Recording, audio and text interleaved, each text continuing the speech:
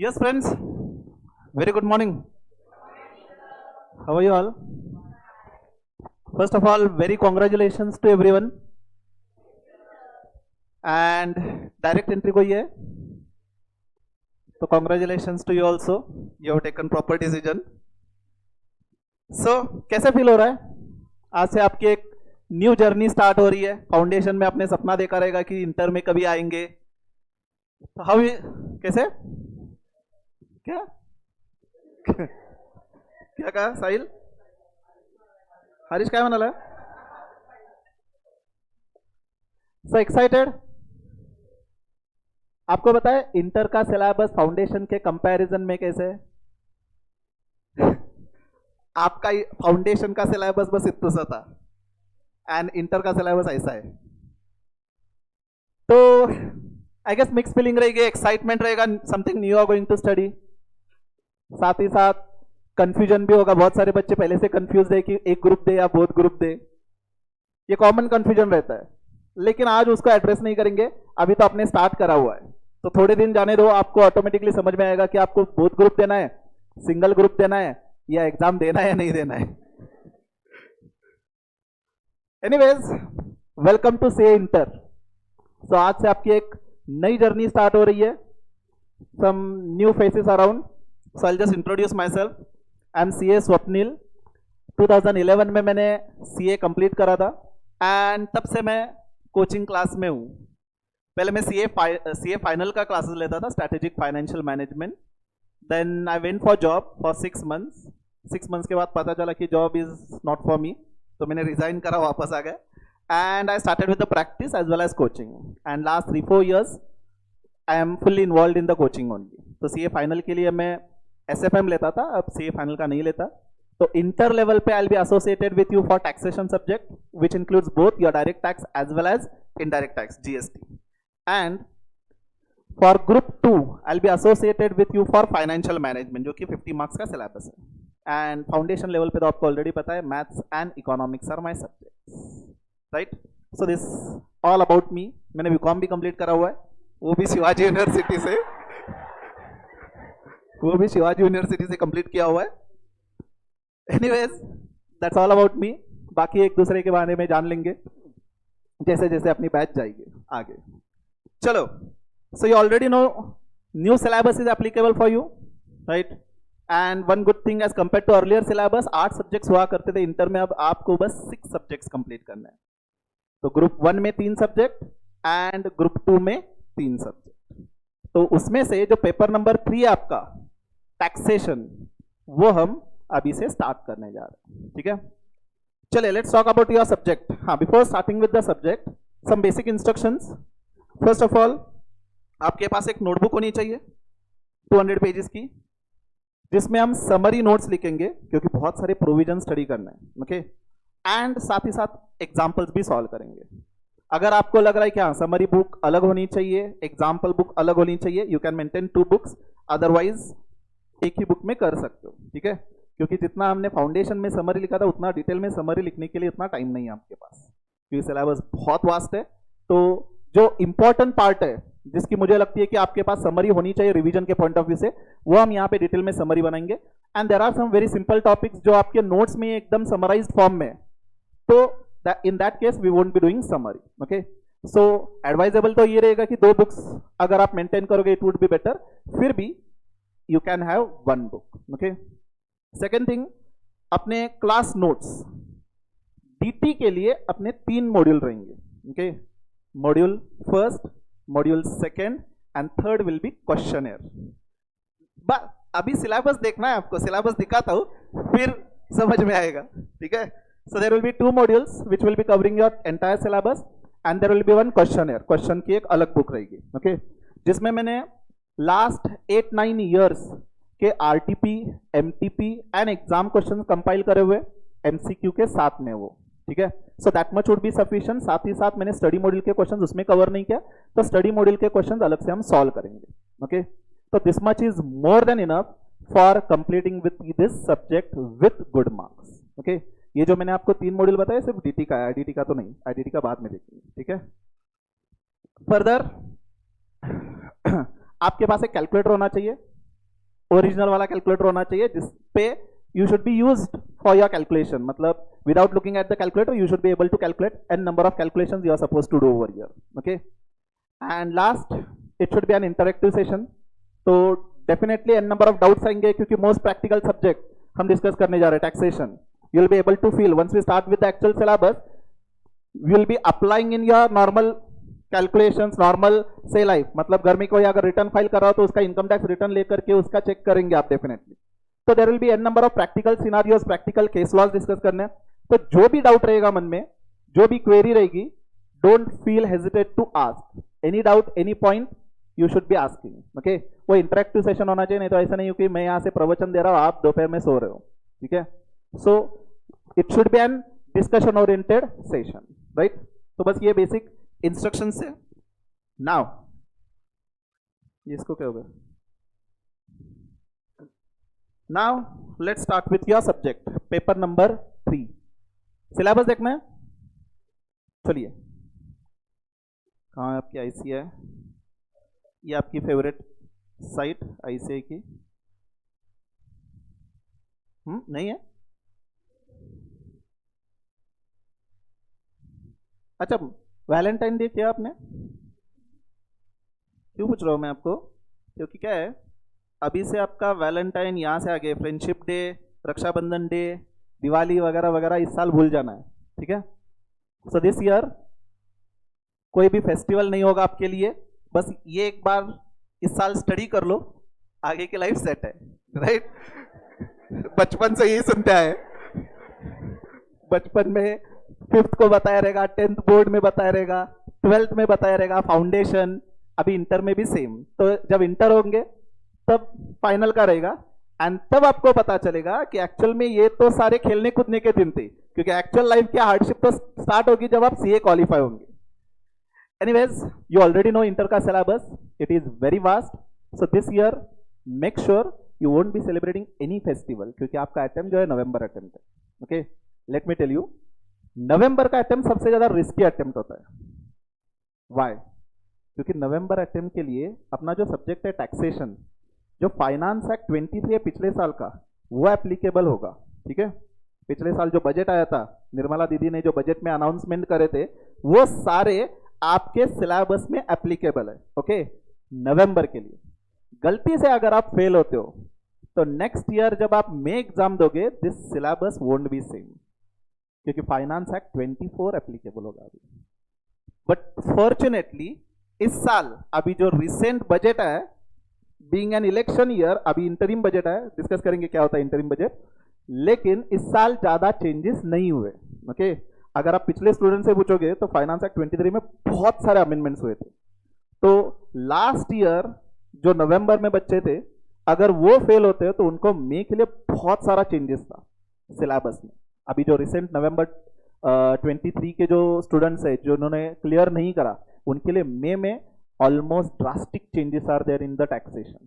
ठीक है, हर साल आपका टैक्सेशन का सिलेबस चेंज होता है, क्योंकि हर साल जो अमेंडमेंट्स आते हैं वो आपके बजट जो आता है वो आपके सिलेबस के लिए एप्लीकेबल होता है. मे वाले जो बच्चे होते हैं वो थोड़े लकी होते हैं, क्योंकि मे में अगर आप गलती से फेल होते हो तो नवंबर अटेम्प्ट के लिए सेम फाइनेंस एक्ट लगता है, तो उसमें कोई ज्यादा चेंजेस नहीं होते. लेकिन नवंबर अटेम्प्ट बहुत रिस्की अटेम्प्ट है, क्योंकि उसके बाद जो मे आएगा उसमें फाइनेंस एक्ट चेंज होगा.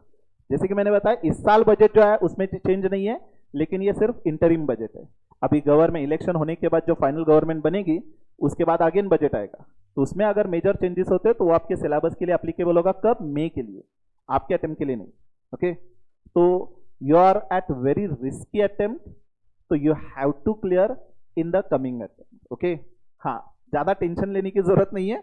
अगर गलती से फेल भी होते हैं तो जो भी अमेंडमेंट है हम यहाँ पे कवर करेंगे. Okay, there will be an separate amendment session, but फिर भी अगेन आपको करना पड़ेगा, and the syllabus is really very vast. तो आपको अगेन वापस से करना हो तो it will be lot more hardship. तो make sure you will clear in this coming attempt only. Okay, तो इसलिए मैंने कहा कि इस साल कोई फेस्टिवल वगैरह सेलिब्रेट नहीं करना है. ऐसा नहीं कि एकदम से डिवाइड रहना है, बट फिर भी यू नो कि इंटर क्या चीज है. तो make sure you will be committed to do the hard work right from day 1. Okay, तो इस पार्ट को, इस सब्जेक्ट को सीरियसली लेना है. आइए थोड़ा आपको डराते हैं. और ये आपका डायरेक्ट टैक्स, देखिए बस दो मॉड्यूल है यहाँ पे, स्टडी मॉड्यूल। मैं अभी डिटेल पेजेस ओपन करके नहीं दिखा रहा। डायरेक्ट टैक्स में आपके आईसीआई के दो मॉड्यूल है जो ऑलमोस्ट 1250 या 1300 के आसपास पेजेस है। ये 50 मार्क्स का सिलेबस है, ठीक है। And second part indirect tax जो ऑलमोस्ट 1100 के पेजेस है, ये आपका रिमेनिंग 50 मार्क्स का सिलेबस है। तो मोटा मोटी 2300 के आसपास पेजेस आपको स्टडी करना है, ओके। बस ज्यादा कुछ नहीं, क्या है इसमें, इतना तो है, क्या है। तो जैसे कि मैंने कहा, जो अपनी क्लास नोट्स होंगे उसमें जो दो मॉड्यूल है, ये जो डायरेक्ट टैक्स का जो 1200 का पेजेस का जो सिलेबस है वो हमने कंसाइज करके टोटल 300 पेजेस में कवर अप किया। लेकिन टोटल आईसीआई बेस्ड है, आपकी जो स्टडी मॉड्यूल है उसके बेस पे, ऐसा नहीं कि कोई एक भी पार्ट मिसिंग है। आपके आईसीआई की स्टडी मॉड्यूल में अननेसेसरी रामायण महाभारत सब कुछ लिखा रहता है। अननेसेसरी जो पार्ट है वो हमने एक्सक्लूड किया है, पॉइंट वाइज मैनर में हमने नोट्स कंपाइल किया हुआ है, ओके। तो आपको क्लास नोट्स के अलावा दूसरा कुछ करने की जरूरत नहीं है, okay. Wherever it is required study module refer करना है, जैसे कि मैंने कहा कि प्रैक्टिकल एग्जाम्पल्स के लिए that time will refer. Apart from that आपको क्लास नोट्स के अलावा कुछ नहीं करना है। हाँ, क्लास नोट्स में सिर्फ 350 के आसपास पेजेस है, बस उतना ही करना है, ओके। तो ये मैं डिटेल में नहीं जा रहा, यहाँ पे ओपन करके आपको सिलेबस नहीं बता रहा क्योंकि आगे जाके हमें देखना है वापस, ओके। जस्ट मैं आपको पेजेस बता रहा था कि टोटल आपका आईसीआई का 2300 पेजेस के आसपास ये टैक्सेशन सब्जेक्ट है। 400-500 बस प्रोविजन करना है, 400-500 एग्जाम्पल्स सॉल्व करना है, उसकी रिवीजन करना है, बस, उससे ज्यादा कुछ नहीं, ठीक है, ओके। जास्त पण अभ्यास करायचा ना आपण। चलिए, so let's come to our subject taxation. Paper pattern, आपका पेपर कैसे होगा, you already know it is divided into two parts.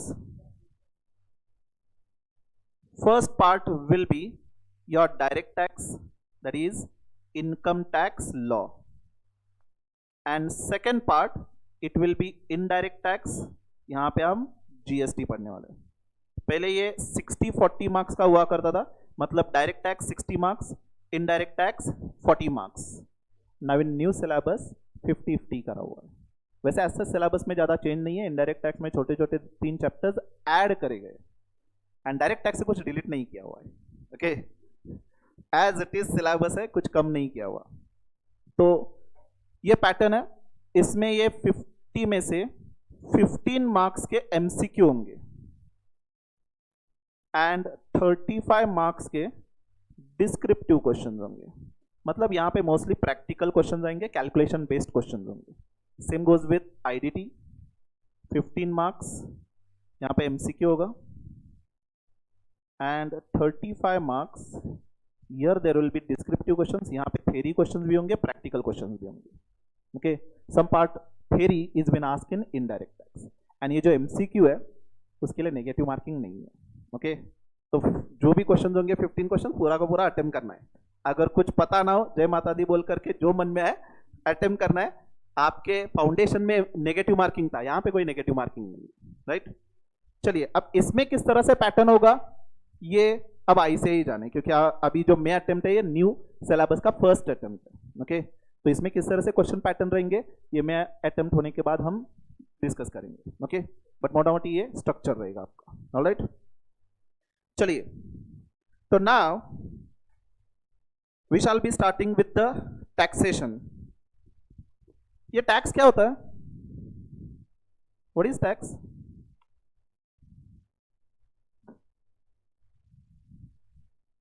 क्या अननेसेसरी, क्या क्या क्या क्या क्या कह रहे हो, क्या अननेसेसरी बर्डन डाला हुआ है क्या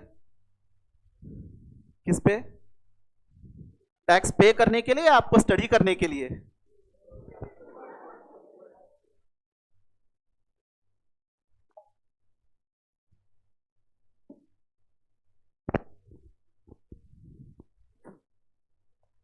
हाँ, one more thing I forgot to write, ये जो टैक्स डीटी का रहेगा उसके लिए अलग पेपर होगा। 2 पेपर्स मिलेंगे आपको, section A and section B. तो सेपरेट सेपरेट आंसर शीट में लिखना है आपको, ओके। मिक्स नहीं करना है। डीटी का पेपर सेपरेट रहेगा 50 मार्क्स का, आईडीटी का पेपर सेपरेट रहेगा, okay. Answer sheet I am talking about. Okay, हाँ, coming back, what you mean by tax? Unnecessary burden वगैरह कुछ नहीं बताना। टैक्स क्या होता है? गवर्नमेंट हमसे जो कलेक्ट करते हैं, रेवेन्यू, राइट? क्यों कलेक्ट करती है गवर्नमेंट हमसे रेवेन्यू, टैक्सेस? गंडवाला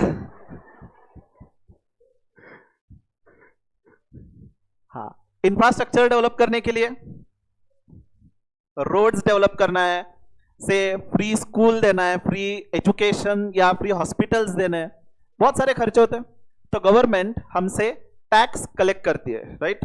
अब टैक्स वैसे तो डिवाइड किया हुआ है डायरेक्ट टैक्स, इनडायरेक्ट टैक्स में, लेकिन उसके ऊपर बाद में आएंगे। फिलहाल आपको तो गवर्नमेंट टैक्स कितना कलेक्ट करती है? बहुत, वाह। इनकम टैक्स कितना कलेक्ट करते हैं पता है?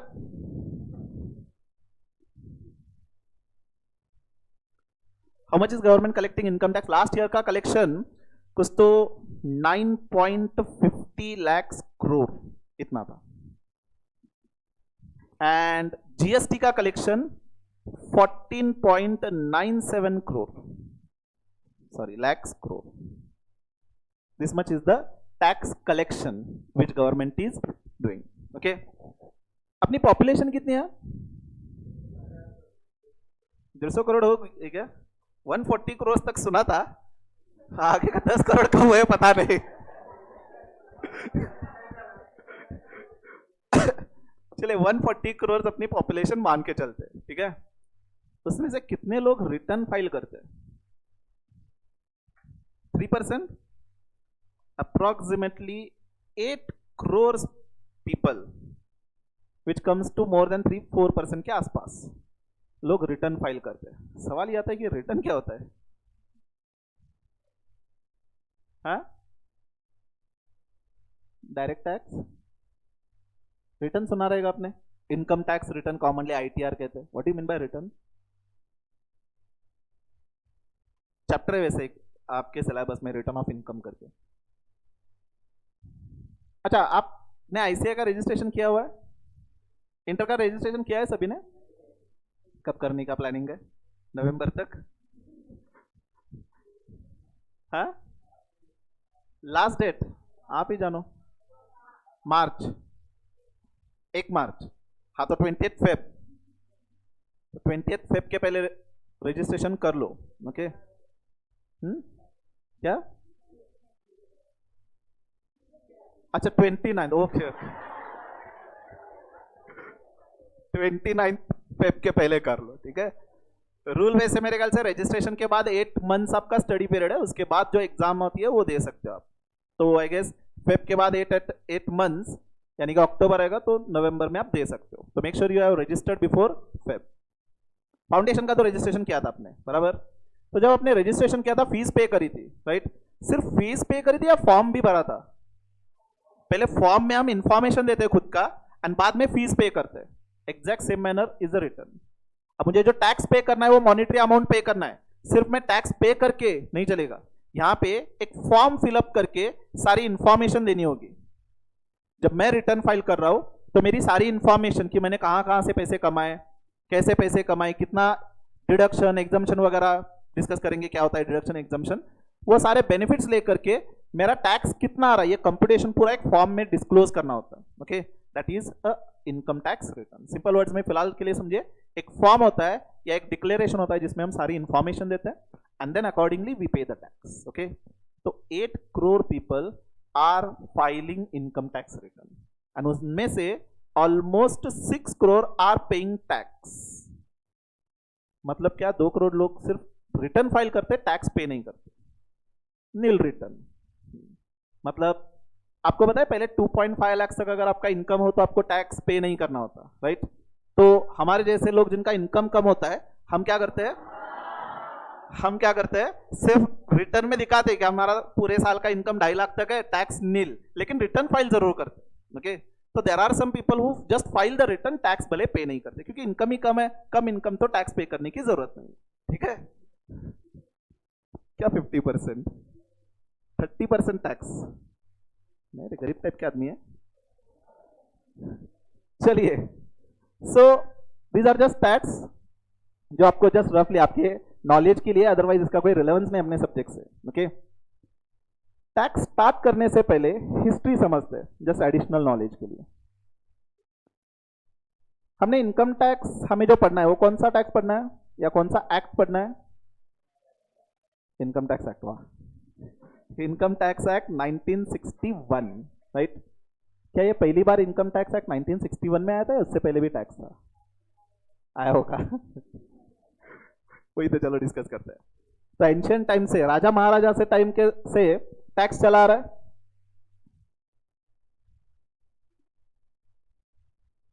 ये आपकी इनकम टैक्स की वेबसाइट है। अच्छा, पहले आपको इनकम टैक्स की वेबसाइट दिखा दूं। ये इनकम टैक्स की वेबसाइट है। आगे जाके आर्टिकलशिप में आप रिटर्न फाइल करोगे, एन नंबर ऑफ कंप्लायंसेस करेंगे, ये सारी इस साइट से करेंगे। ओके, रिटर्न फाइल करना, टैक्स पे करना, everything will be doing from this site. And इसी साइट में हिस्ट्री दिया हुआ है, हिस्ट्री ऑफ डायरेक्ट टैक्सेशन। फिलहाल हम जो हिस्ट्री डिस्कस कर रहे हो डायरेक्ट टैक्सेशन की डिस्कस कर रहे हैं। जीएसटी की हिस्ट्री जीएसटी में स्टार्ट करेंगे। ओके, तो देखिए क्या दिया हुआ है।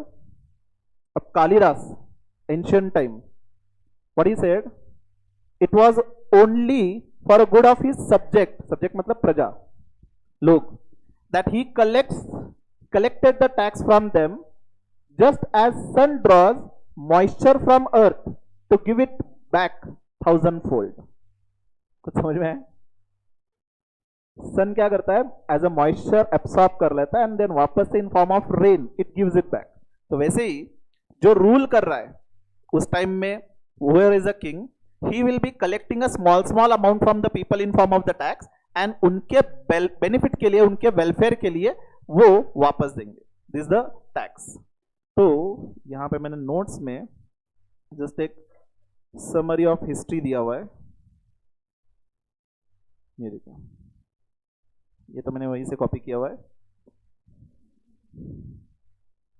अब यहां पे क्या है, बहुत डिटेल में दिया हुआ है। अब इतना डिटेल में जाने की जरूरत नहीं, जस्ट एडिशनल नॉलेज के लिए। तो उसमें से मैंने जस्ट इंपॉर्टेंट पॉइंट्स यहां पे लिया हुआ है। तो देखिए, कौटिल्य ने 300 बीसी, अब समझते हो आप बीसी क्या है, राइट। तो 300 बीसी में टैक्स के बारे में लिखा था, सिस्टम ऑफ टैक्सेशन के बारे में लिखा था। So from that ancient times this tax is there in our system. Okay, लेकिन पहली बार किसी बजट के फॉर्म में प्रेजेंट किया गया था बाय दिस पर्सन। देख पा रहे हो इसको? नहीं, ये देखिए, अब दिख रहा है क्या? रहने दो, अभी आपके नोट्स में देख लेना।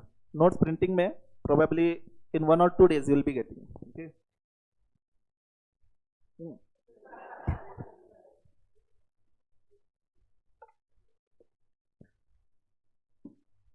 This person name is James Wilson. ये एक ब्रिटिशर था। 1860 में पहली बार एक बजट की फॉर्म में इंडिया में इनकम टैक्स स्टार्ट हुआ था। उससे पहले जो राजा वगैरह कलेक्ट करते थे, वो लगान की फॉर्म में जो कलेक्ट होता था, उसके लिए कोई एक रिटर्न लॉ एज सच नहीं था या कोई बजट नहीं था। पहली बार अपने कंट्री में बजट की फॉर्म में 1860 में ये जेम्स विल्सन ने टैक्स, इनकम टैक्स स्टार्ट किया था। तो वी कैन से हिस्ट्री जो इनकम टैक्स की है वो 1860 से स्टार्ट हो रहा है। उसका भी बैकग्राउंड क्या था? 1856 में आपको पता रहेगा, 1856-57 में रिवॉल्यूशन स्टार्ट हुआ था अपने कंट्री में। किसने स्टार्ट करा था? कुठलं काय? इथे हिस्ट्री काय आठवणार आहे आम्हाला? इथं फाउंडेशनचं काय आठवणार नाही। वाह, नहीं रे। मंगल पांडे मूवी देखी आपने? मंगल पांडे मूवी आई थी, ये तो बताया। पिक्चर वगैरह आम्ही काय बघत नसता, अभ्यास करते हैं। मंगल पांडे करके एक, नहीं अभी वीडियो नहीं, फर्स्ट लेक्चर पे थोड़ी ना वीडियो देखेंगे। तो मंगल पांडे करके क्रांतिकारी था। तो he had started with a revolution.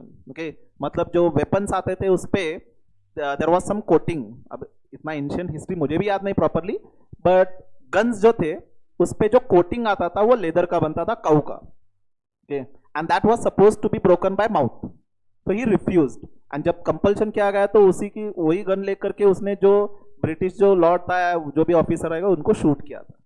And that revolution started and it was spread through out country. Okay, तो वो रिवॉल्यूशन सप्रेस किया था ब्रिटिशर्स ने 1860 से पहले, 1859 तक ये रिवॉल्यूशन चला था। एंड ये सप्रेस करने के लिए बहुत सारा खर्चा हुआ था ब्रिटेन गवर्नमेंट का।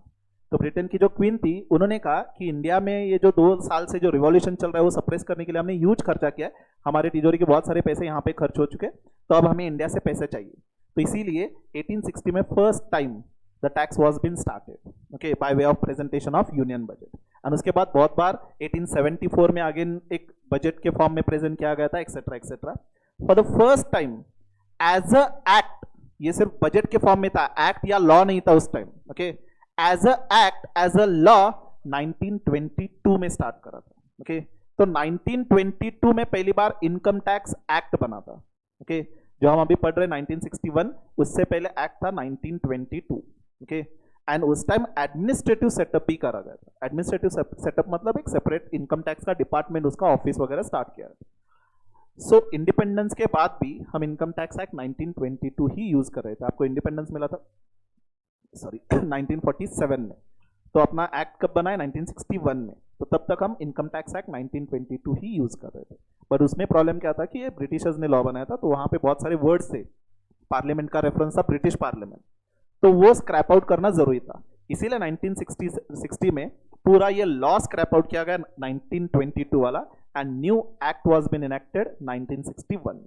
तो इनकम टैक्स एक्ट 1961 में जो बना था वो अब आप स्टडी कर रहे हो, ओके। 1961 वाला एक्ट जो वो है, लेकिन उसके बाद every year it keeps on changing drastically, okay. हो सकता है जब आप सीए क्वालिफाई हो तो ये इनकम टैक्स एक्ट 1961 भी ना आ रहे, ऑल टुगेदर नया लॉ बन सकता है। आपको पता है एक और लॉ चल रहा है, वैसे अभी तक तो फाइनलाइज नहीं हुआ, उसका नाम है TTC, direct tax code. It is been considered under discussion कि income tax act 1961 scrap out करना है and new law direct tax code start करना है। लेकिन ये पिछले 5-6 साल से सुनते आ रहे, अभी तक तो उसके ऊपर कुछ एज सच डिसीजन नहीं है। तो जब तक कुछ चेंज नहीं होता इनकम टैक्स एक्ट 1961 ही रहेगा। क्या पता जब तक आप सीए क्वालिफाई होंगे तो ये भी एक्ट स्क्रैप हो सकता है, तो ऑल टुगेदर अगेन नया लॉ पढ़ना होगा, ओके। लेकिन उस टाइम एग्जाम नहीं देनी होगी। मतलब जब मैं सीए कर रहा था तो इनडायरेक्ट टैक्सेस में हमें बहुत सारे लॉज हुआ करते थे, excise, service tax, VAT, CST, ये सिलेबस का पार्ट था। तो ये कंप्लीट किया था स्टडी, एग्जाम दी, एग्जाम पास हुए, उसके बाद मतलब 2011 में पास हुआ था, तो उसके बाद प्रैक्टिस स्टार्ट करी थी। तो ऐसे 3-4 साल में इन डेप्थ समझ में आ रहा था लॉ, प्रैक्टिकल एप्लीकेशन। जैसे ही पूरा समझ में आ रहा था कि हाँ, कॉन्फिडेंस आ रहा था कि ये सारे इनडायरेक्ट टैक्सेस अब समझ रहे हैं हमें कि कोई भी केस अगर रिप्रेजेंट करना है तो कर सकते हैं, गवर्नमेंट ने सारे लॉ कैंसिल करें, जीएसटी नया लाए, तो again GST right from start. तो जो लर्निंग एक्टिविटी आपकी बंद नहीं होने वाली, सीए होने के बाद एक्चुअल लर्निंग एक्टिविटी स्टार्ट होगी, क्योंकि ये सारे जो थिंग्स आप पढ़ने वाले हो यहाँ पे वो सिर्फ एग्जाम ओरिएंटेड पढ़ोगे, लेकिन बाद में आपको उसका प्रैक्टिकल एप्लीकेशन भी बहुत अच्छे से समझना जरूरी है, राइट। हाँ, one good thing will be कि आपको एग्जाम नहीं देने, तो that is most important thing, क्योंकि कुछ भी अगर प्रॉब्लम आए तो रेफर कर सकते हैं इमीडिएटली बुक, लेकिन एग्जाम के लिए तो रेफर नहीं कर सकते, तो यहाँ पे तो आपको स्टडी करना होगा। एनीवेज, इनकम टैक्स एक्ट 1961 की जस्ट ब्रीफ हिस्ट्री थी, ओके। चलो, तो now we can start with the discussion of taxation. जैसे हमने डिस्कस किया था कि टैक्स में 2 पार्ट है, direct tax and another is indirect tax. क्या डिफरेंस क्या होता है direct tax and indirect tax में? डिफरेंस क्या होता है? क्या? Okay, exactly, direct tax is the tax which is directly paid to the government. Tax का बर्डन हम शिफ्ट नहीं कर सकते। इनडायरेक्ट टैक्स में हम बर्डन शिफ्ट कर सकते हैं, right. Otherwise simple definition would be direct tax we directly pay to the government, indirect tax we indirectly pay to the government. यहां पे क्या है डिफरेंस? डायरेक्ट टैक्स जो है जिस पर्सन पे चार्ज किया जा रहा है उसको बियर करना होगा, ओके। तो बर्डन, सपोज मैंने अगर 10 लाख रुपए कमाया एंड उसके ऊपर सपोज मुझे 1 लाख रुपए टैक्स पे करना है, तो ये मेरे ऊपर बर्डन रहेगा, ये मेरे पॉकेट से जाएगा। मैं वो बर्डन किसी दूसरे पर्सन पे शिफ्ट नहीं कर सकता। इनडायरेक्ट टैक्स में क्या होता है? फॉर एग्जांपल सपोज कोई एक सेलर है, कोई एक प्रोडक्ट सेल कर रहा है, उसने इनवॉइस दिया 100 रुपए का, उस पे इनडायरेक्ट टैक्स चार्ज किया 10 रुपए, तो 110 रुपीज वो कलेक्ट कर रहा है किससे? कस्टमर से। इनवॉइस देगा पूरा 110 रुपए का। आपने भी कोई प्रोडक्ट अगर परचेस किया रहेगा तो आपने इनवॉइस देखा रहेगा, उस पर जीएसटी लग करके आता है, राइट। अब ये जो 10 रुपए ये गवर्नमेंट को जाएगा। पे कौन कर रहा है? ये सेलर। क्या सेलर खुद के पॉकेट से बियर कर रहा है? नहीं, वो बर्डन क्या कर रहा है, शिफ्ट कर रहा है कस्टमर को, ठीक है। So burden of tax is shifted on the next person. तो 10 रुपए का बर्डन बर्डन बियर कौन कर रहा है, कस्टमर बियर कर रहा है। लेकिन क्या वो डायरेक्टली गवर्नमेंट को पे कर रहा है, नहीं, पे कर रहा है सेलर, लेकिन इनडायरेक्टली अपने कस्टमर से कलेक्ट कर रहा है। तो दिस हैपेंस। अब जब स्टेजेस रहेंगे, जैसे मैन्युफैक्चरर डिस्ट्रीब्यूटर को सेल कर रहा है, तो डिस्ट्रीब्यूटर से कलेक्ट करेगा, डिस्ट्रीब्यूटर होलसेलर से कलेक्ट करेगा, होलसेलर रिटेलर से कलेक्ट करेगा, अल्टीमेटली बर्डन शिफ्ट किया जाएगा कस्टमर को, okay. So the burden is borne by the customer, but at different stages the persons are paying the tax.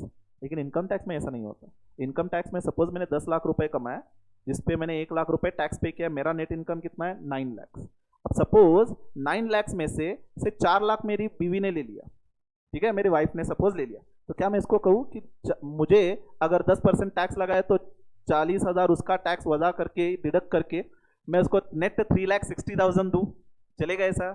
नहीं, रात को खाने के वांदे हो जाएंगे, ठीक है नहीं। तो यहाँ पे ये जो बर्डन है 1 लाख रुपए का, ये मुझे ही बियर करना होगा। I can not shift the burden of the tax to the next person, right? So this is the main difference. What else can be the difference? ये कंसेप्चुअल डिफरेंस हुआ। What else can be the difference? अच्छा, example, direct tax का example, income tax. पहले wealth tax भी एक करके tax हुआ करता था, अब एग्जिस्टेंस में नहीं है, ओके।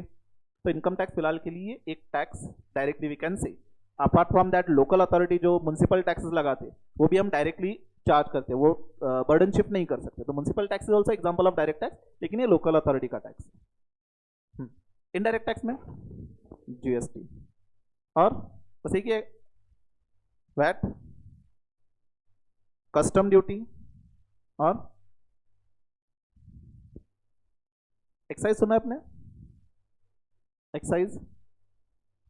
तो these are some of the examples, right? क्या वैट एंड एक्साइज अभी भी जिंदा है? वैट एक्साइज अभी भी है, but majority of the goods पे जीएसटी लगता है। लेकिन सम सिलेक्टेड गुड्स जैसे अल्कोहल पे अभी भी वैट लगता है, एक्साइज लगता है, ये आपको थोड़ी ना पता होगा। पेट्रोल पे क्या जीएसटी लगता है? नहीं। डीजल, उस पे भी जीएसटी नहीं लगता, उसके ऊपर भी वैट एंड एक्साइज लगता है। तो very few goods are there जिसके ऊपर वैट एक्साइज लगता है, जीएसटी के कवरेज में वो नहीं है फिलहाल, ओके। कस्टम ड्यूटी तो आपको पता है ऑलरेडी। जब भी हम गुड्स इंपोर्ट करते हैं तो एक ड्यूटी पे करनी होती है, कस्टम ड्यूटी। पहले सर्विस टैक्स करके हुआ करता था, ये पूरा स्क्रैप आउट किया हुआ है, ओके। अच्छा, यहां पे एक न्यू वर्ड आ रहा है, duty. Custom duty, excise duty, लेकिन जीएसटी क्या है? टैक्स है, वैल्यू एडेड टैक्स है, इनकम टैक्स है। तो क्या डिफरेंस क्या है टैक्स एंड ड्यूटी का में?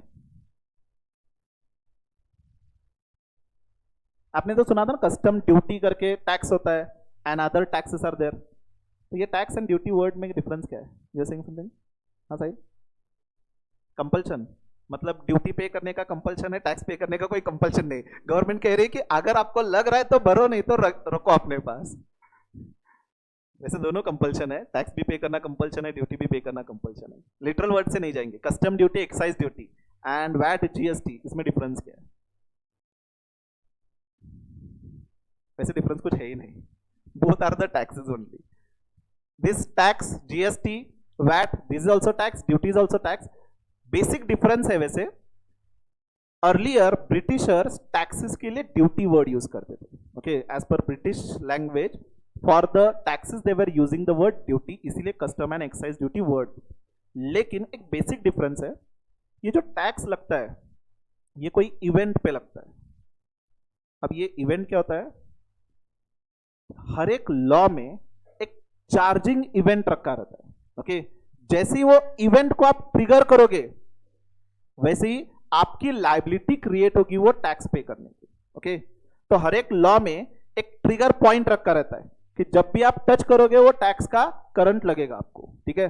जैसे जीएसटी में क्या है, जब आप सप्लाई करते हो तो टैक्स लगता है, ओके। इनकम टैक्स में जब आप इनकम अर्न करते हो तो टैक्स लगता है। सर्विस टैक्स में इवेंट था कि अगर आप सर्विस दोगे तो टैक्स लगता है। वैट में आप सेल करते हो तो टैक्स लगता है, ओके। एक्साइज जब आप मैन्युफैक्चर करते हो तब टैक्स लगता था। कस्टम में the moment you import the goods तब टैक्स लगता है। ये एक एक इवेंट है, हर एक लॉ में एक एक इवेंट ट्रिगर पॉइंट रखा है। Whenever you touch that event the liability is created, okay. तो नॉर्मली टैक्स जो लगता है वो इवेंट पे लगता है एंड ड्यूटी जो है वो गुड्स पे लगता है. This is the basic difference. तो एक्साइज एंड जो कस्टम ड्यूटी है, these are directly charge on goods. Okay, तो गुड्स पे ही वो टैक्स लगता है. This the basic difference. Otherwise as such conceptual कोई डिफरेंस नहीं है. Both are taxes only. Okay, so we can use the word customarily. हम custom duty and excise duty word use करते हैं. Rest all taxes we use the word tax. Otherwise as such कोई difference नहीं है. Okay, वैसे भी excise duty and custom duty अपने syllabus का पार्ट नहीं है. ओके, चलो. हाँ, तो डिफरेंस एग्जाम्पल हमने लिखा. तो इनकम टैक्स एंड यहाँ पे बहुत सारे टैक्सेस है, indirect taxes. What else can be the difference?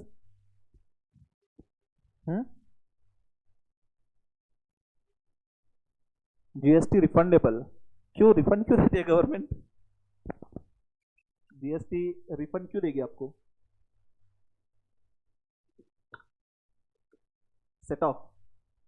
तो उतने डिटेल में नहीं जाएंगे, वो क्रेडिट कंसेप्ट. तो इनकम टैक्स में भी आपने ज्यादा अगर पे किया है तो भी वो रिफंड मिलेगा आपको.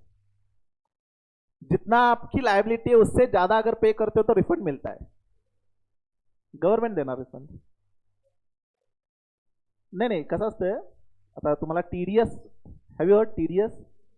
तो सपोज आपने मुझे एक प्रोफेशनल फीस पे करी है 50,000 रुपीज. ओके, उसके ऊपर टीडीएस आपको डिडक्ट करना था 5,000 रुपए. सपोज टीडीएस डिडक्ट करना था, आपने मेरा टैक्स डिडक्ट करके गवर्नमेंट को पे करा है. अब बहुत सारे लोगों को टीडीएस कंसेप्ट क्या होता है पता नहीं, बाद में डिस्कस करेंगे. तो सपोज आपने मेरा टैक्स ऑलरेडी जमा करा है एंड मेरा इनकम ये टोटल 2.5 लाख. तो टैक्स नील है, लेकिन ऑलरेडी टीडीएस के फॉर्म में गवर्नमेंट के पास मेरा 5,000 का टैक्स डिपॉजिटेड है. तो इन दैट केस हमें रिफंड लेना होगा. Sometimes advance tax estimated basis पे हमें पे करना होता है. ओके, तो एडवांस में हम टैक्स पे करके रखते हैं, बाद में पता चलता है कि हमने ज्यादा टैक्स पे किया तो रिफंड ले सकते हैं. क्योंकि कम पे किया तो हेवी इंटरेस्ट लगता है, ज्यादा पे किया तो वापस मिलता है हमें. लेकिन अगर हमने कम पे किया तो ऑलमोस्ट मंथली 3% के हिसाब से इंटरेस्ट लगता है. तो सावकारी जैसे इंटरेस्ट है गवर्नमेंट का. तो इसीलिए मोस्टली व्हाट वी डू कि उसी ईयर में हम एडवांस में टैक्स पे करके रखते हैं. ओके, तो इन दैट मैनर रिफंड मिल सकता है. तो दोनों जगह रिफंड मिल सकता है. तो this is not the point of differentiation. What is can be the differentiation? आपने सुना रहेगा कि डायरेक्ट टैक्स जो है वो प्रोग्रेसिव है एंड इनडायरेक्ट टैक्स रिग्रेसिव होता है. What do you mean by this? सुना आपने progressive, regressive? Name it will suggest. Progressive. Progressive means what? जैसे जैसे आपका इनकम बढ़ेगा वैसे वैसे टैक्स भी बढ़ेगा. ओके, अगर आपका इनकम सिर्फ 2.5 लाख तक है तो आपको कोई टैक्स पे करने की जरूरत नहीं है.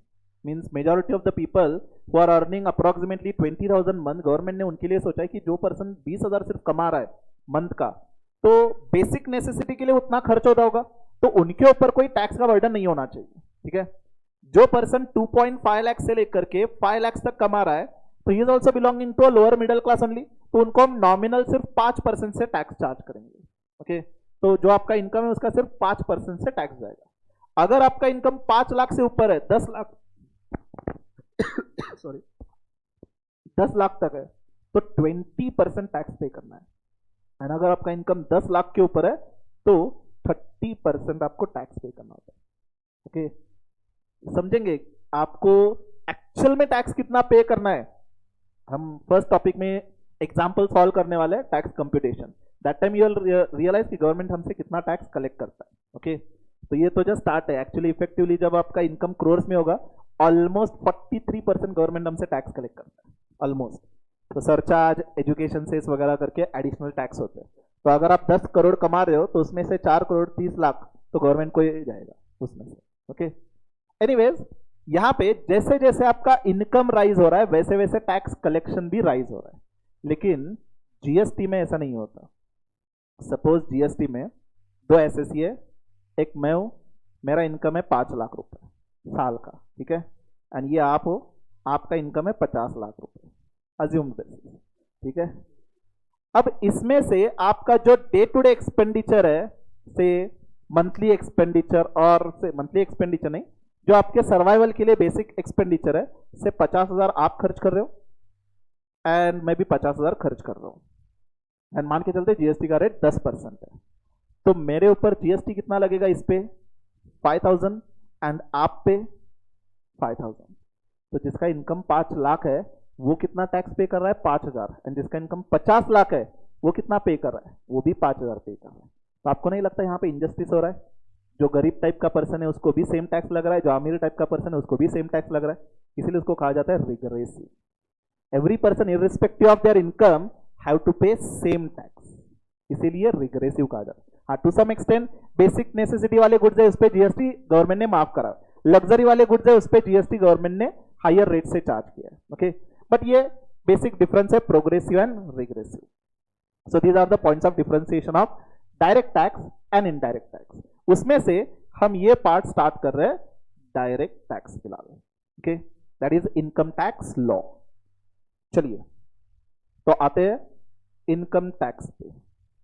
बिफोर दैट, इनकम टैक्स सीखने से पहले बताइए कि पावर किसके पास है टैक्स कलेक्ट करने के लिए?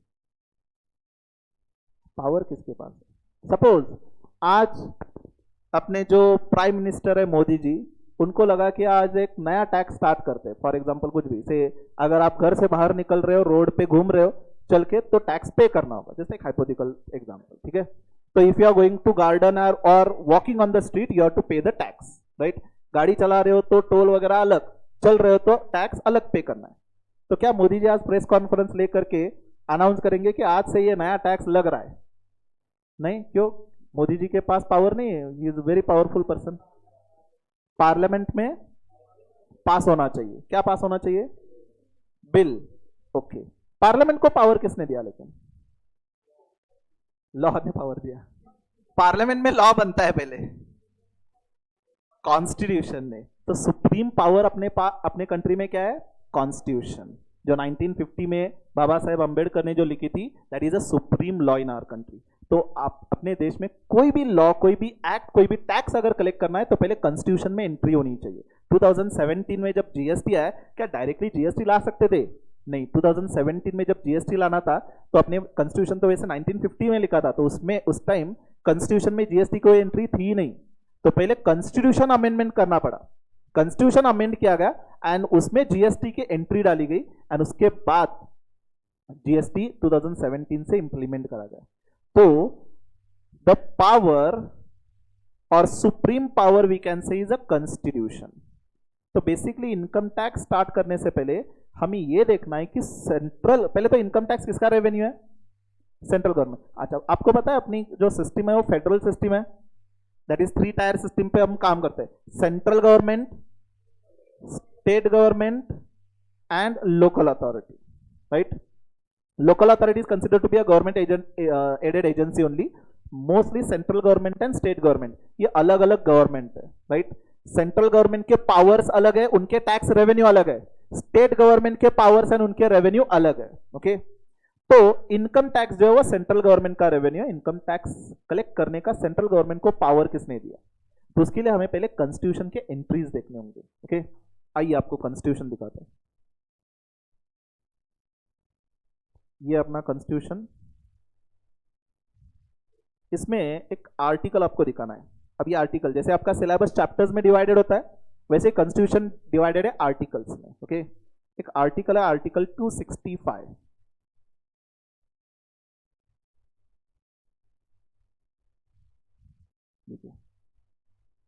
आर्टिकल 265 क्या कहता है? देखिए, taxes not to be imposed save by authority of law. इसका मीनिंग क्या है कि अपने कंट्री में भले सेंट्रल गवर्नमेंट हो या स्टेट गवर्नमेंट हो, उनको अगर कोई टैक्स कलेक्ट करना है तो पहले लॉ बनाना होगा। ठीक है, सिर्फ प्रेस कॉन्फ्रेंस लेकर के जीएसटी इंप्लीमेंट किया था क्या? नहीं, उसका पहले जीएसटी एक्ट बना था। ठीक है, आपको बताइए जीएसटी में कितने एक्ट आपको सिलेबस में स्टडी करने वैसे? CGST act, SGST act, IGST act, UTGST act and compensation cess act, ऐसे 5 डिफरेंट एक्ट है। ओके, जैसे इनकम टैक्स एक एक्ट है, वैसे जीएसटी में सेपरेट डिफरेंट एक्ट है। तो what this article is saying, article 265 कहता है कि अपने कंट्री में गवर्नमेंट को, भले वो प्रधानमंत्री हो या चीफ मिनिस्टर हो, उनको अगर कोई टैक्स कलेक्ट करना है तो डायरेक्टली टैक्स कलेक्ट नहीं कर सकता, पहले लॉ बनाना होगा, एक्ट बनाना होगा, उसके बाद वो लॉ से पावर लेकर के आप टैक्स बना सकते हो। टैक्स कलेक्ट कर सकते हो। ओके, तो दिस इज वन आर्टिकल। अब लॉ तो बनाना है, लॉ बनाने की पावर किसके पास है? आपने कहा पार्लियामेंट के पास है। The power is also been given to state legislative assembly. तो ये पावर किसने दी? आर्टिकल 245 ने। देखिए article 245, the extent of laws made by parliament and by legislature of states, means article 245 ने पावर दिया हुआ है पार्लियामेंट को एंड स्टेट लेजिस्लेटिव असेंबली। अगर कोई लॉ पूरे कंट्री में, इंडिया में अप्लाई करना हो तो उसकी पावर होगी पार्लियामेंट को, एंड स्टेट लेजिस्लेटिव असेंबली में जो लॉ बनेगा उसकी पावर होगी सिर्फ और सिर्फ वो पर्टिकुलर स्टेट के पास, राइट। तो ये आर्टिकल 245 ने दो बॉडीज को पावर दे रखी है। ओके, अब कौन से लॉ पार्लियामेंट के पास पावर होंगे एंड कौन से लॉ बनाने की पावर स्टेट के पास होगी, ये दिया हुआ है आर्टिकल 246 में। Article 246, if you read next article, subject matter of laws made by parliament, यानी कि पार्लियामेंट में कौन से लॉ बनाने की पावर है, एंड स्टेट लेजिस्लेटिव असेंबली के पास कौन सी पावर है। आर्टिकल 246 रेड विथ शेड्यूल 7 दिया हुआ है। तो शेड्यूल 7 में एक्चुअल डिवीजन दिया हुआ है। ओके, क्या ये सिलेबस का पार्ट है? यस, ये सिलेबस का पार्ट है, आपके मॉड्यूल में दिया हुआ है। ओके, तो शेड्यूल 7 में there are 3 list, union list जिसको लिस्ट 1 कहते हैं हम, state list, list 2 and concurrent list, list 3। Union list में बहुत सारे एंट्रीज दिए गए। ओके, तो यूनियन लिस्ट में जितने भी एंट्रीज है उसकी लॉ बनाने की पावर रहेगी पार्लियामेंट के पास, एंड वो लॉ पूरे कंट्री में अप्लाई होगा। उसी तरह स्टेट लिस्ट में भी बहुत सारे एंट्रीज दी गए, जैसे फॉर एग्जांपल वैट, आपको पता रहेगा कि VAT was state government revenue. Okay, तो वैट की पावर स्टेट लिस्ट में दी थी, तो वैट का लॉ बनाने का पावर किसके पास था? स्टेट गवर्नमेंट के पास था। आइए आपको यूनियन लिस्ट भी दिखा देते हैं।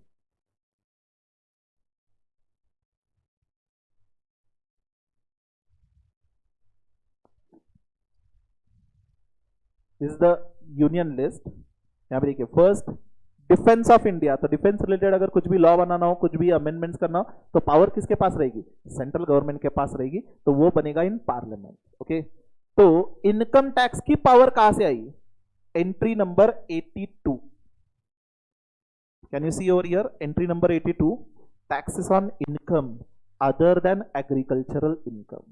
तो इनकम पे टैक्स कलेक्ट करने की एंट्री है 82, एमसीक्यू के लिए आ सकता है।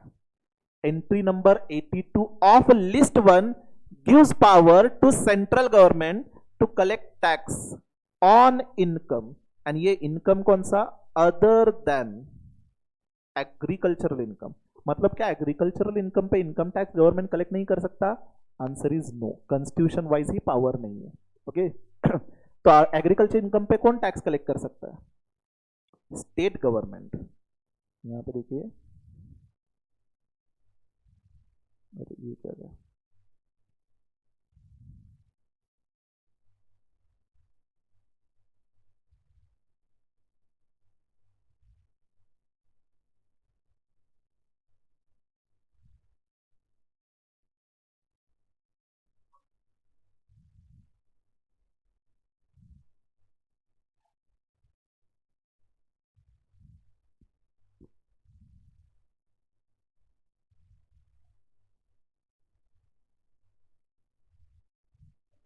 यानी से article 46 taxes on agriculture income. तो एग्रीकल्चर इनकम पे अगर टैक्स कलेक्ट करना है तो उसकी पावर स्टेट गवर्नमेंट को दी है। हालांकि स्टेट गवर्नमेंट ने भी एग्रीकल्चर इनकम पे कोई टैक्स कलेक्ट नहीं करा हुआ है, मतलब फार्मर्स जो है उनको कोई टैक्स पे नहीं करना है। अपने कंट्री में farmers are the most pampered sector we can say, उनको दुनिया भर के बेनिफिट है, राइट, क्योंकि 140 करोड़ लोगों की जो रिक्वायरमेंट है फूड की वो फार्मर कंप्लीट करते हैं। तो गवर्नमेंट ने बहुत सारे बेनिफिट दे रखे, उनको ना ही जीएसटी लगता है ना ही इनकम टैक्स लगता है। लेकिन आगे जाके देखेंगे कि फार्मर अगर अमीर टाइप का पर्सन हो मतलब उसका दूसरा भी इनकम हो, तो उस पर इनडायरेक्टली गवर्नमेंट टैक्स कलेक्ट करती है। भले कॉन्स्टिट्यूशन में पावर नहीं है, लेकिन इनडायरेक्ट वे से वो टैक्स कलेक्ट करती है। कैसे, वो बाद में समझेंगे। ओके, लेकिन as per constitution entry number 82 is the originating entry, जिससे पावर मिली सेंट्रल गवर्नमेंट को to collect the income tax, and इसके तहत वो इनकम टैक्स एक्ट बना। ओके, सो ये कॉन्स्टिट्यूशन एंट्री थी। और भी कॉन्स्टिट्यूशनल एंट्रीज हमें समझने हैं, लेकिन आगे जाके। तो फिलहाल आते अपने back to discussion of income tax. So these were some of the constitutional entries, right. अब आते हैं इनकम टैक्स पे। Can we start with the subject? Are you all awake? अच्छा, ब्रेकफास्ट वगैरह करते हो आप? क्यों भाई, आज कसला उपवास? पहिला दिवस?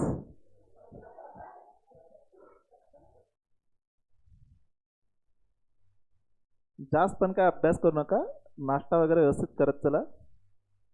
Breakfast is very very important. Okay, so make sure you are done the breakfast. Okay, so can we start with the subject? Are you all fully awake? No. एक काम करा, 15 मिनिटं ब्रेक देतो, झोपून घ्या. तुमची झोप झाल्यावरती सांगा, मग आपण स्टार्ट करू. ठीक है? लंच ब्रेक इतनी जल्दी? 12:45 लंच ब्रेक है अपना.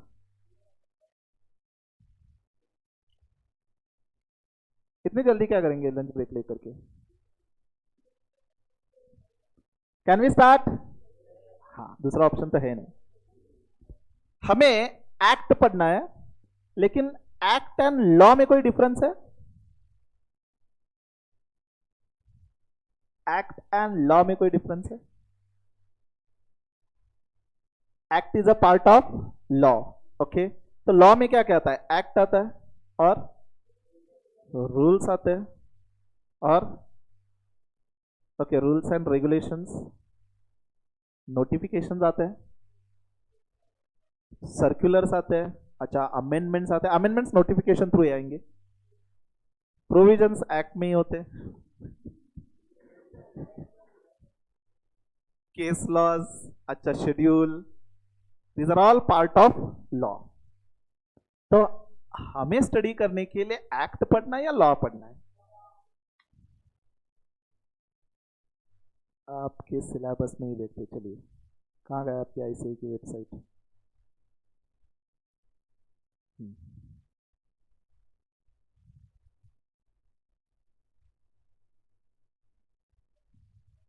हाँ, हियर यू कैन सी.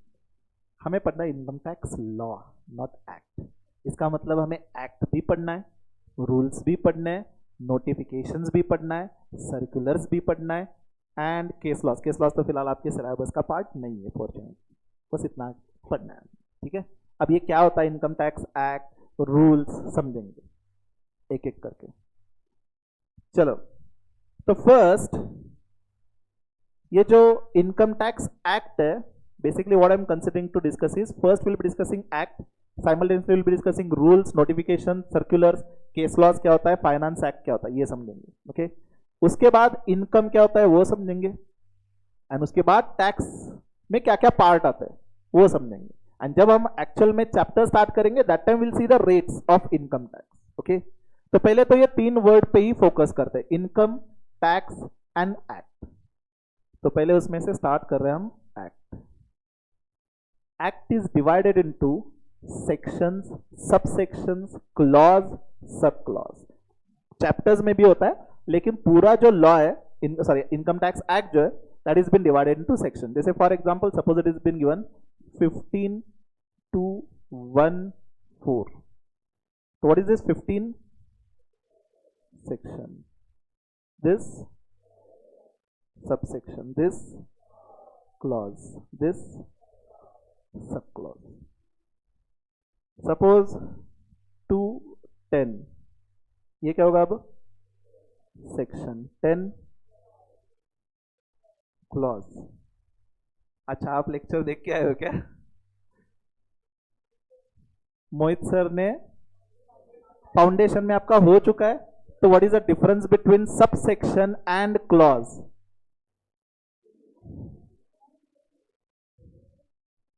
तितकं काय आठवत नाही, एवढं आठवलंय नशीब समजा माझं.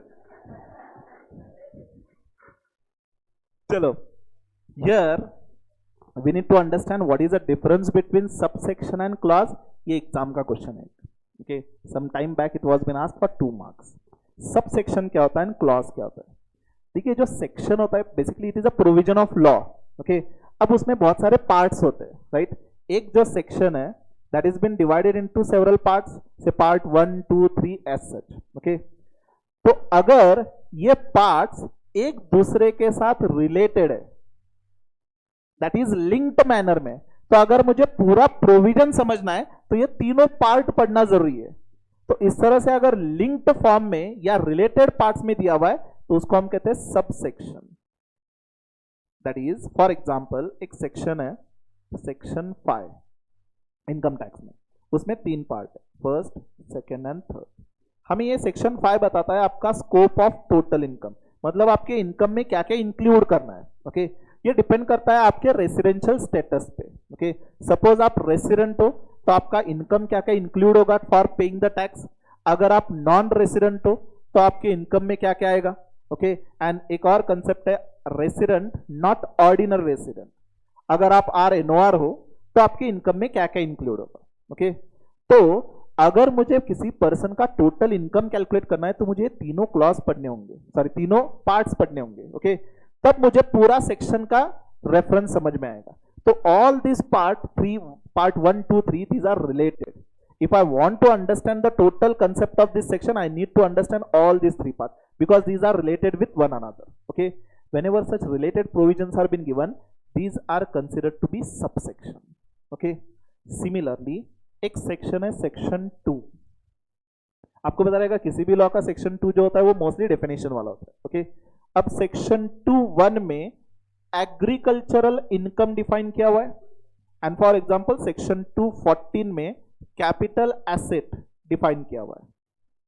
तो सेक्शन 2 के भी ये 2 पार्ट है, लेकिन क्या मुझे यहां पे agriculture income and capital income साथ में ही पढ़ना होगा या it is totally separate? It is total separate. जब एग्रीकल्चर इनकम होगा तो ये डेफिनेशन पढ़ लूंगा, अगर कोई कैपिटल एसेट है तो ये डेफिनेशन पढ़ लूंगा. तो यहां पे जो पार्ट्स है इसको हम कहेंगे क्लॉज. तो whenever a section is been divided into parts and all the parts are related, these are called subsection, and if it is totally unrelated then they are called as clause. Okay, तो आपके income tax में section 2, section 10 and 47 ये बस 3 section है जहां पे clause का reference आएगा. रेस्ट ऑल प्लेसेस सबसेक्शन में आएंगे. ओके, बाद में लिख लेंगे, ये जस्ट आपको बता रहा हूं एडिशनली. ओके, चलिए, तो ये सबसेक्शन एंड क्लॉज का डिफरेंस है. वैसे इनकम टैक्स में टोटल सेक्शंस कितने हैं? There are total 298 section. बस इतने ही सेक्शन पूरे इनकम टैक्स लॉ में. ओके, लेकिन ये कहने की चीज है क्योंकि नॉर्मल तौर पे हम सीरियल नंबर कैसे करते हैं 1 2 3 4 5, लेकिन इनकम टैक्स ऐसे नहीं करता. इनकम टैक्स सेक्शन ऐसे देता है 1 then 2 1 2 2 2A 2 AA then 2 AAA 2 1 2, ऐसे कुछ ना कुछ तो ये रहेंगे. तो इस तरह से ये टोटल सेक्शन 1 2 ऐसे टोटल 298 सेक्शंस है, लेकिन सेक्शन 2 में यह अलग बात है कि उसमें टोटल 50 सेक्शंस अलग होंगे. तो इस हिसाब से ये जो 298 सेक्शंस है उसमें एक्चुअल में आपको ऑलमोस्ट 650 सेक्शंस पढ़ने हैं. लेकिन ये आप पूरा इनकम टैक्स लॉ आपके सिलेबस का पार्ट है? Answer is no. इसका जस्ट 40% आपके सिलेबस का पार्ट है. पूरा इनकम टैक्स आपके फाइनल में सीखोगे. ठीक है, तो फाइनल में जो इनकम टैक्स है उसमें सिर्फ ये जो हमने 2 मॉड्यूल देखी थी उसकी जगह सिर्फ 5 या 6 मॉड्यूल रहेंगे. बस इतना ही. आपको वैसे मैं सोच रहा था इनकम टैक्स एक्ट लेकर के, वो बेयर एक्ट, लेकिन पहले दिन इतना डराना ठीक नहीं लगा इसलिए नहीं लेकर के आया मैं. आपने किसी सीए ऑफिस विजिट किया रहेगा? तो सी नहीं किया? Very good. तो अगर सीए ऑफिस विजिट करते हो तो उसके पीछे ऐसे बड़े बड़े बुक्स रहते हैं, मोटो मोटो ठोकड़ा सर के बुक्स असतात. That is an income tax act. तो 1-2 दिन जाने दो, I will show you the bare act. Okay, bare act and bare rule. लगभग 650 सेक्शंस है एक्ट में, रूल्स अलग. ओके, लेकिन ये पूरा लॉ है आपके लिए. We can say income tax सिर्फ 40% सिलेबस है. ओके, तो I hope you understood this section and subsection and clause का डिफरेंस. वैसे ही there is one more part जो हमें समझना है, प्रोवाइजो एंड एक्सप्लेनेशन। ये भी एग्जाम का क्वेश्चन है, मैंने क्वेश्चनर में इंक्लूड किया हुआ है, तो अलग से फिलहाल लिखने की जरूरत नहीं है। ओके, आज वैसे आपको कुछ लिखना नहीं है, कल से लिखना स्टार्ट होगा। Okay, mostly. अब ये प्रोवाइजो एंड एक्सप्लेनेशन क्या होता है?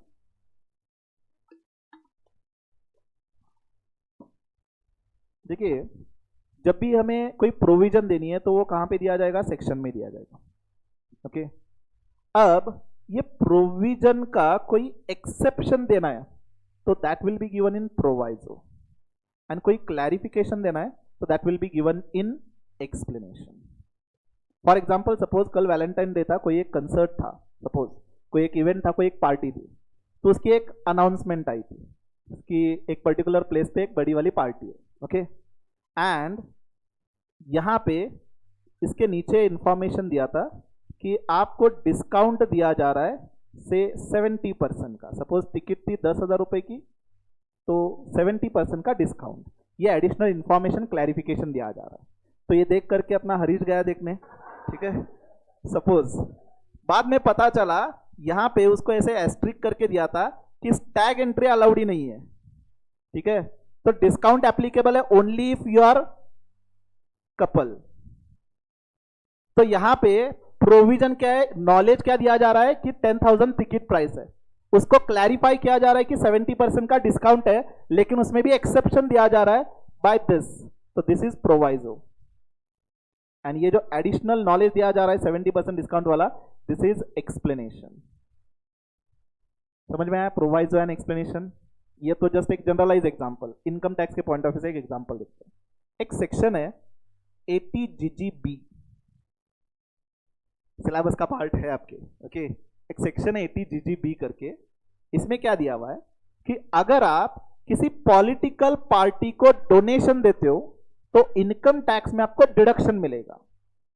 डिडक्शन का मीनिंग क्या है बाद में समझेंगे, फिलहाल बस इतना समझिए कि अगर मैं किसी पॉलिटिकल पार्टी को कोई डोनेशन देता हूं तो मुझे बेनिफिट मिलेगा। सिंपल वर्ड्स में, जैसे फॉर एग्जांपल मेरा इनकम है सपोज 10 लाख रुपए, तो मुझे टैक्स पे करना होगा 10 लाख पे, लेकिन इसमें से मैंने 1 लाख रुपए किसी पॉलिटिकल पार्टी को डोनेशन दिया है, तो गवर्नमेंट कहती है कि हमें 1 लाख रुपए का बेनिफिट मिलेगा, हमें टैक्स सिर्फ 9 लाख पे करना होगा। ओके, तो यहां पे 1 लाख का बेनिफिट दिया जा रहा है। तो ये सेक्शन कह रहा है 80GGB कि अगर आप 1 लाख रुपए पॉलिटिकल पार्टी को डोनेशन दे रहे हो तो आपको बेनिफिट मिलेगा, बैलेंस अमाउंट पे टैक्स पे करना होगा। ओके, अब यहां पे एक्सप्लेनेशन दिया हुआ है कि पॉलिटिकल पार्टी का मीनिंग क्या है, पॉलिटिकल पार्टी मतलब क्या, कब कब उसको हम पॉलिटिकल पार्टी मान के चलेंगे। That is been given in explanation, that is clarification दे रहा है वो। ओके, एंड एक्सेप्शन में दिया जा रहा है प्रोवाइजो में कि अगर आपने कैश में डोनेशन दिया सॉरी अगर आपने कैश में डोनेशन दिया तो यहां पे कोई बेनिफिट नहीं मिलेगा। तो देखिए लॉ क्या कह रहा था, प्रोविजन कि आप पॉलिटिकल पार्टी को डोनेशन दो आपको बेनिफिट मिलेगा, तो उसका एक्सेप्शन दिया जा रहा है कि कैश में आपने डोनेशन दिया तो कोई बेनिफिट नहीं मिलेगा। तो that is been given in proviso. Are you getting? तो सिंपल वर्ड्स में proviso spells out exception and explanation gives more clarification about one particular section. Have you understood meaning of proviso and clarification? ये 2 mark के लिए exam का question था। Okay, later on will write, फिलहाल तो बस हमें फोकस करना है मीनिंग समझ। Okay, now this was all about income tax act. Okay, just basic part act के बारे में। Second, rules. अच्छा, रूल्स समझने से पहले हमें यह समझना है कि अपने कंट्री में लॉ कैसे बनता है। आपको कोई ऐड है? फाउंडेशन में हुआ रहेगा, पार्लियामेंट में बनता है, क्या प्रोसीजर क्या होती है? ये रूल्स के पहले मैं जस्ट 1-2 मिनट के लिए डिस्कस करो क्योंकि उसका रेफरेंस आने वाला है, इसलिए। कोई भी एक लॉ बनाना हो तो अपने कंट्री में लॉ कैसे बनता है? ड्राफ्ट। क्या ड्राफ्ट? पहले ड्राफ्ट बनता है, उसका बिल बनता है, एंड वो कहां पे रखा जाता है? पार्लियामेंट में। एंड पार्लियामेंट में both the houses, Lok Sabha and Rajya Sabha. Lok Sabha में कौन होते हैं? एमपी। अच्छा, एंड राज्यसभा में कौन होते हैं?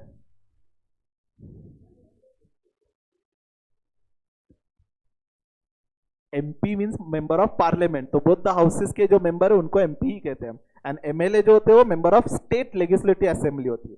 आमदार खासदार, खासदार एमपी, आमदार एमएलए, डिफरेंस। ओके, देखिए कभी लॉ बनाना होना तो पहले कमिटी बनती है।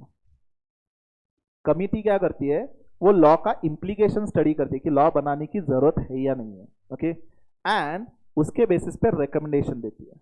आपको पता है पहले जीएसटी लॉ कब बना है? लॉ जीएसटी इंप्लीमेंट कब से हुआ है? 2017 में। कमिटी कब बनी थी? 2000 में। 2000 में पहली कमिटी बनी थी जीएसटी की। तो पहले डिस्कशन स्टार्ट हुआ था अपने कंट्री में 2000 and it took just 17 years to implement the law. Okay, and 2000 से हर एक गवर्नमेंट को पता था कि GST is good for our country, GST was required. ठीक है, तो जब ये कमिटी बनी तो बीजेपी पार्टी पावर में थी, तो कांग्रेस ने अपोज किया। उसके बाद 2003 में या 4 में कांग्रेस पावर में आई, तो उन्होंने प्रॉमिस किया कि नेक्स्ट कमिंग 4 इयर्स में हम जीएसटी इंप्लीमेंट करेंगे, तब बीजेपी ने अपोज किया। 2014 में जब बीजेपी पावर में है तो वो बीजेपी इंप्लीमेंट कर रही थी, सॉरी जीएसटी इंप्लीमेंट कर रही थी, तब कांग्रेस ने अपोज किया। तो ये अपने कंट्री में चलता रहता है। तो it took 17 years to implement one law which was required for our country. Western countries में 1950s में ऑलरेडी जीएसटी इंप्लीमेंट हुआ था। ठीक है, डिटेल में समझेंगे जीएसटी अपने कंट्री में क्यों रिक्वायर्ड था, किस तरह से टैक्सेशन सिस्टम चला आ रहा था 1950 से 2000 तक, वो जीएसटी में समझेंगे। ओके, तो कमिटी रिकमेंडेशन देती है and based on this recommendation now this goes to finance ministry. Okay, and finance ministry एक बिल बनाता है which is kept in parliament, both the houses, Lok Sabha, Rajya Sabha. Lok Sabha में इलेक्टेड मेंबर्स होते हैं, जो 545 इलेक्टेड मेंबर्स होते हैं, they are the part of Lok Sabha. And Rajya Sabha में स्टेट रिप्रेजेंटेटिव होते हैं इन्हीं इलेक्टेड मेंबर्स में से। मीन से स्टेट फाइनेंस मिनिस्टर हो सकता है, स्टेट चीफ मिनिस्टर हो सकता है। तो राज्यसभा में सिर्फ इलेक्टेड मेंबर्स नहीं होते, स्टेट रिप्रेजेंटेटिव्स होते हैं। यहाँ पे बेसिकली राज्यसभा में ये देखा जाता है कि जो लॉ बन रहा है क्या हमारे पर्टिकुलर स्टेट के लिए इंपैक्ट करेगा या नहीं करेगा। Okay, is it good?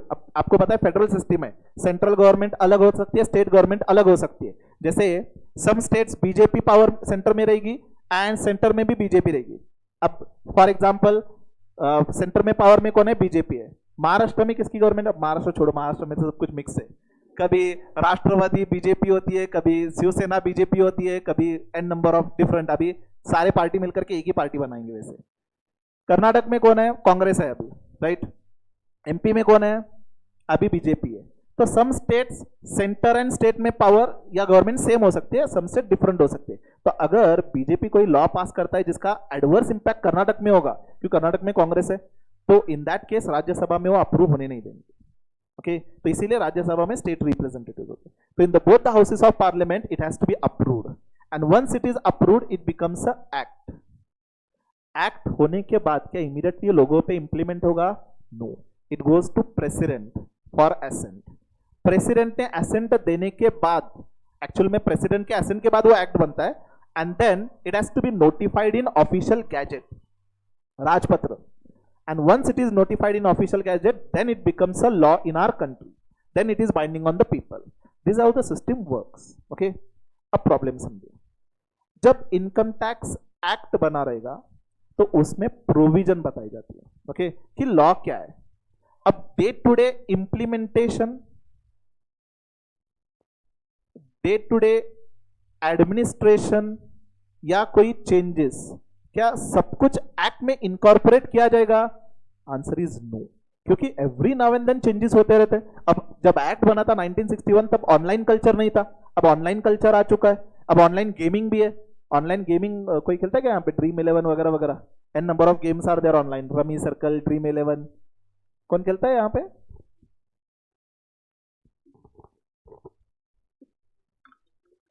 तो some years back it was not legalise, right. अभी लीगलाइज हुआ है, तो ये इंप्लीमेंटेशन में जो चेंजेस हो रहे हैं वो चेंजेस भी इनकॉर्पोरेट करना होगा। तो आए दिन यहाँ पे every now and then there keeps on changing, administrative structure यहाँ पे इंप्लीमेंट करना होगा प्रॉपरली। तो बताइए हर एक चेंजेस के लिए क्या एक्ट अमेंड करेंगे यहाँ पे? अगर एक्ट अमेंड करना हो तो एवरी टाइम पार्लियामेंट में जाना होगा पास करने के लिए। यहाँ पे पास कौन करने वाले लोग हैं? एमपीज है। तो क्या पार्लियामेंट जब सेशन में होती है तो क्या सिर्फ इनकम टैक्स एक्ट पे काम करना एक ही काम होता है या बहुत सारे काम होते हैं पार्लियामेंट में? बहुत सारे काम होते हैं। तो एवरी नाउ एंड देन अगर यहाँ पे जो चेंजेस हो रहे हैं, इंप्लीमेंटेशन करना है लॉ का, तो उसको अगर एक्ट में ही सब कुछ लिखा जाए तो पार्लियामेंट में एवरी टाइम इनकम टैक्स के लिए अलग पूरा सेशन रखना होगा। It is not possible to implement all the provisions in the act. Okay, तो इसीलिए एक्ट में क्या होता है, सिर्फ प्रोविजन दिया जाता है। अब प्रोविजन का इंप्लीमेंटेशन, एडमिनिस्ट्रेटिव स्ट्रक्चर, चेंजेस, इसके लिए एक सेपरेट गवर्नमेंट ने डिपार्टमेंट बना के रखा है। ओके, तो for this implementation there is a separate institution called as CBDT। सुना है आपने CBDT? Central board of direct taxes. ये अपेक्स बॉडी है अपने कंट्री में income tax related. Okay, income tax related जो भी चेंजेस करने, जो भी उसमें लॉ में चेंजेस करने, CBDT is responsible. Okay, indirect tax में वैसे सेंट्रल बॉडी का नाम है CBIC, central board of indirect taxes and custom. Okay, तो फिलहाल अपने लिए रिलेवेंट है CBDT, central board of direct taxes. ये गवर्नमेंट की बॉडी है, तो ये फाइनेंस मिनिस्ट्री में एक इंस्टीट्यूशन आती है। ओके, तो this CBDT looks after all these administrative structure, implementation, every now and then changes etc. Okay, तो लॉ में प्रोविजन दिया हुआ है, उसका implementation will be looked after bye CBDT। Okay, तो इंप्लीमेंटेशन का जो काम है ये दिया रहता है रूल्स में। प्रोविजन हमें सिर्फ लॉ बताएगा, उसका इंप्लीमेंटेशन कैसे करना है ये हमें रूल्स बताएगा। For example, you will not be able to relate just by the wording.